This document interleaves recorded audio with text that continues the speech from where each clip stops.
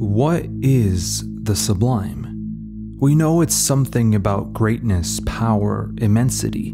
There's something spiritual about it, something transcendent.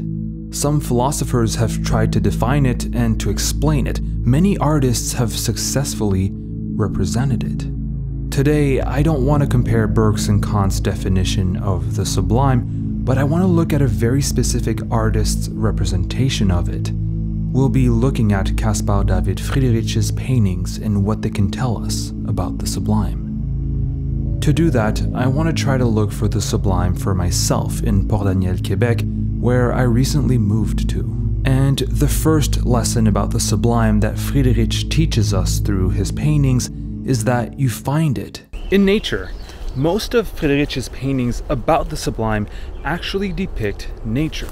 Trees, mountains, rock formations, the sky, all these elements of nature will definitely outlive us. They've been there for much longer than we have and will remain there for much longer than we ever will be. Nature's greatness isn't only about the overwhelming size of trees and mountains, but also about their permanence. They're pretty much eternal when you compare them to us. Take, for example, Friedrich's series of two figures contemplating the moon. You see these two figures completely framed by nature. They are surrounded by it, even immersed in it. But amongst all that vegetation and these rock formations, the two figures contemplate the moon.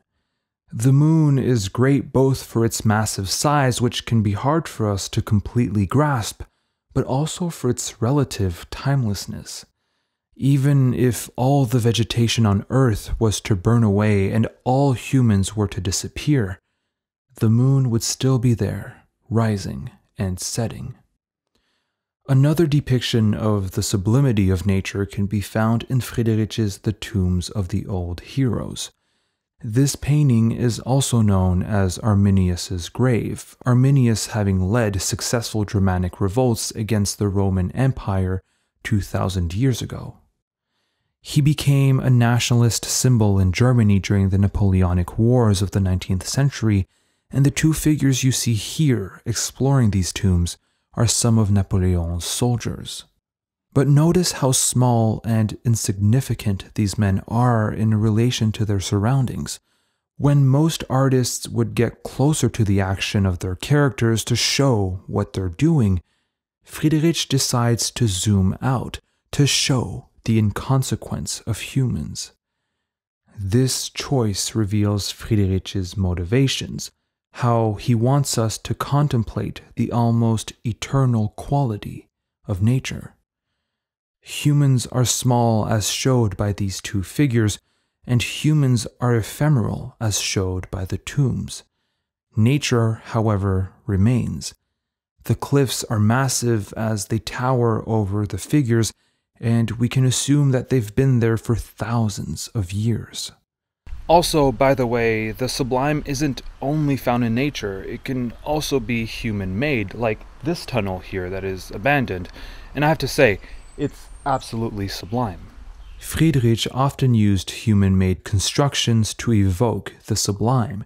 For example, in Abbey among oak trees or in ruined monastery of Eldena near Grieswald, you see gigantic abandoned structures which, just like nature, convey the sublime in their size, but also in their permanence.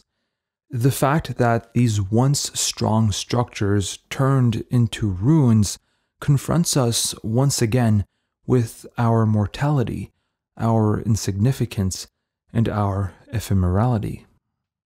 So, finding the sublime in nature isn't that hard. I mean, you can just look at the trees, look at the rocks on the ground, and think to yourself, people for hundreds, if not thousands of years have walked here. It's humbling, it makes you feel small. And this is the second lesson about the sublime that Friedrich can teach us: vastness. We already spoke about the sense of immensity nature gives with, for example, the moon. The moon or a mountain, however big it is, doesn't, to me, really depict vastness. Vastness is the amount of unobstructed space you're looking at. For example, the sea behind me is the perfect embodiment of vastness. You see an extremely large amount of space, and this can be overwhelming. It can be sublime. Friedrich depicted vastness in two of his most popular paintings, which also happen to be my two favorites, The Monk by the Sea and The Wanderer Above a Sea of Fog. However, these two paintings depict vastness quite differently, yet very efficiently. The Monk by the Sea shows the vastness of both the unobstructed sea and, most predominantly, the sky. The Wanderer Above a Sea of Fog is different because it doesn't show the vastness of neither the sea or the sky, but of land. The landscape, however, doesn't have much detail in it, and, as the title suggests, it looks more like a sea than a mountain range. Vastness overwhelms through scale, a bit like nature does, but while nature dwarfs you through huge trees or mountains, vastness dwarfs your world.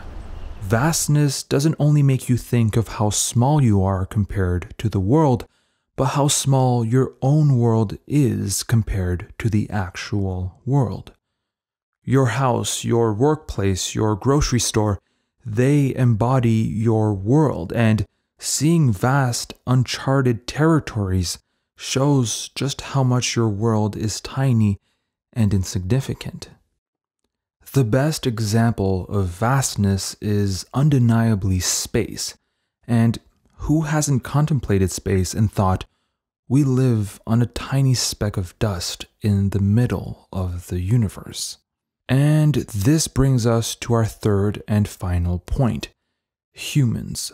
If there's one thing that Friedrich can teach us about the sublime, is that the sublime isn't an objective characteristic of something, but the subjective experience of a viewer, of someone contemplating. If there's nobody to contemplate a landscape or a scene, then it can't be sublime, because for something to be sublime, you need someone to feel overwhelmed, to feel dwarfed, to feel somehow powerless. Look at any of the paintings featured in this video and you'll see that every single one of them has at least one figure contemplating. Why? Because the sublime is an experience, and if there's nobody to experience it, the sublime can't exist. Now, why do we experience the sublime? Well, I don't think we can find the answer in Friedrich's paintings. You can read many philosophers on the subject, but I believe what matters isn't much why we experience the sublime, but why do we enjoy experiencing it? What can that tell us about ourselves? Why do we love the feeling of being insignificant? Why do we love the feeling of deflating our egos? Why is it so important for us to leave our little busy worlds and compare it to the bigger one? Let me know what you think, but I would argue that it's because we're feeling deeply uncomfortable with the world we currently live in. We need this readjustment in perspective to remind us that all this stress caused by our social situation is not all that necessary. Maybe the sublime helps us break free from the alienation of the modern world.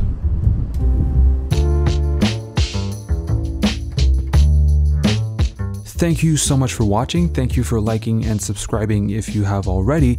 And I'd like to thank especially You Design I Write, Kohler, and every other patron for supporting the channel. If you also want to support the channel, check out patreon.com/thecanvas.